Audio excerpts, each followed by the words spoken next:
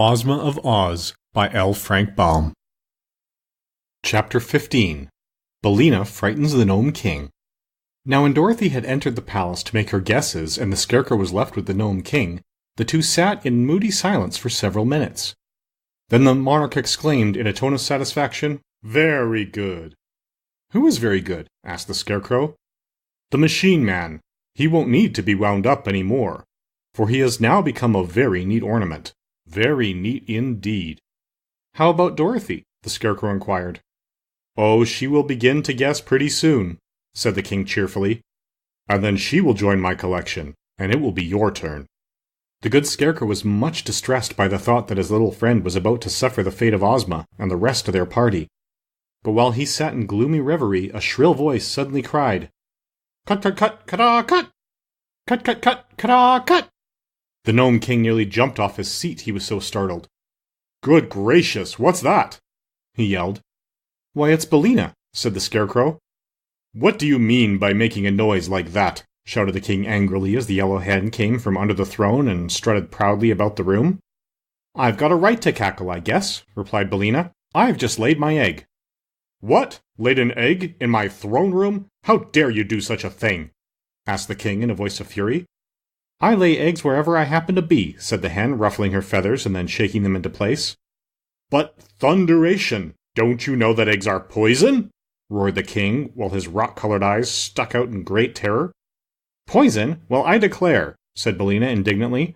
"I'll have you know that all my eggs are warranted strictly fresh and up-to-date. Poison indeed." "You don't understand," retorted the little monarch nervously. "Eggs belong only to the outside world, to the world on the Earth's surface where you come from. Here in my underground kingdom they are rank poison, as I said, and we gnomes can't bear them around." "Well, you'll have to bear this one around," declared Billina, "for I've laid it." "Where?" asked the king. "Under your throne," said the hen.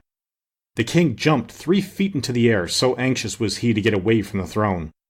Take it away at once," he shouted.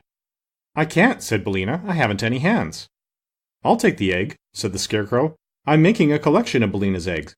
There's one in my pocket now that she laid yesterday." Hearing this, the monarch hastened to put a good distance between himself and the Scarecrow, who was about to reach under the throne for the egg when the hen suddenly cried, "Stop!" "What's wrong?" asked the Scarecrow. "Don't take the egg unless the king will allow me to enter the palace and guess as the others have done," said Billina. "Pshaw!" returned the king. "You're only a hen. How could you guess my enchantments?" "I could try, I suppose," said Billina. "And if I fail, you will have another ornament." "A pretty ornament you'd make, wouldn't you?" growled the king. "But you shall have your way. It will properly punish you for daring to lay an egg in my presence. After the Scarecrow is enchanted, you shall follow him into the palace. But how will you touch the objects?"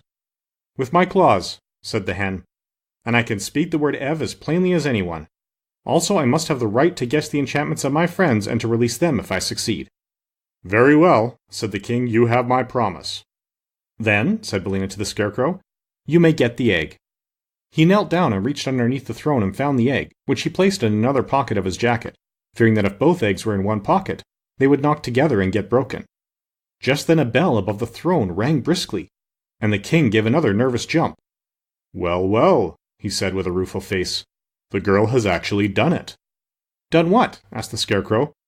"She has made one guess that is right, and broken one of my neatest enchantments. By rickety, it's too bad. I never thought she would do it." "Do I understand that she will now return to us in safety?" inquired the Scarecrow, joyfully wrinkling his painted face into a broad smile. "Of course," said the king, fretfully pacing up and down the room. "I always keep my promises, no matter how foolish they are. But I shall make an ornament of the yellow hen to replace the one I have just lost." "Perhaps you will, and perhaps you won't," murmured Billina calmly. "I may surprise you by guessing right." "Guessing right?" snapped the king. "How could you guess right, where your betters have failed, you stupid fowl?"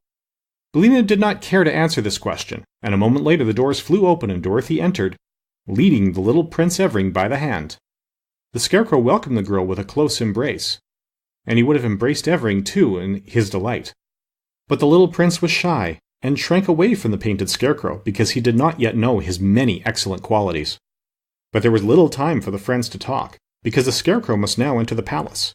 Dorothy's success had greatly encouraged him, and they both hoped he would manage to make at least one correct guess. However, he proved as unfortunate as the others except Dorothy, and although he took a good deal of time to select his objects, not one did the poor Scarecrow guess aright. So he became a solid gold card receiver, and the beautiful but terrible palace awaited its next visitor. "It's all over," remarked the king with a sigh of satisfaction. "And it has been a very amusing performance, except for the good guess the Kansas girl made. I am richer by a great many pretty ornaments." "It is my turn now," said Billina briskly. "Oh, I'd forgotten you," said the king. "But you needn't go if you don't wish to. I will be generous and let you off." "No, you won't," replied the hen. "I insist upon having my guesses as you promised." "Then go ahead, you absurd feathered fool," grumbled the king, and he caused the opening that led to the palace to appear once more. "Don't go, Billina," said Dorothy earnestly. "It isn't easy to guess those ornaments, and only luck saved me from being one myself. Stay with me and we'll go back to the land of Ev together. I'm sure this little prince will give us a home." "Indeed I will," said Evering with much dignity. "Don't worry, my dear," cried Billina with a cluck that was meant for a laugh. "I may not be human, but I'm no fool. If I am a chicken." "Oh, Billina," said Dorothy, "you haven't been a chicken a long time. Not since you've been grown up." "Perhaps that's true," answered Billina thoughtfully. "But if a Kansas farmer sold me to someone, what would he call me, a hen or a chicken?" "You are not a Kansas farmer, Billina," replied the girl, "and you said, 'Never mind that, Dorothy, I'm going. I won't say goodbye because I'm coming back. Keep up your courage, for I'll see you a little later.'" Then Billina gave several loud cluck-clucks that seemed to make the fat little king more nervous than ever, and marched through the entrance into the enchanted palace.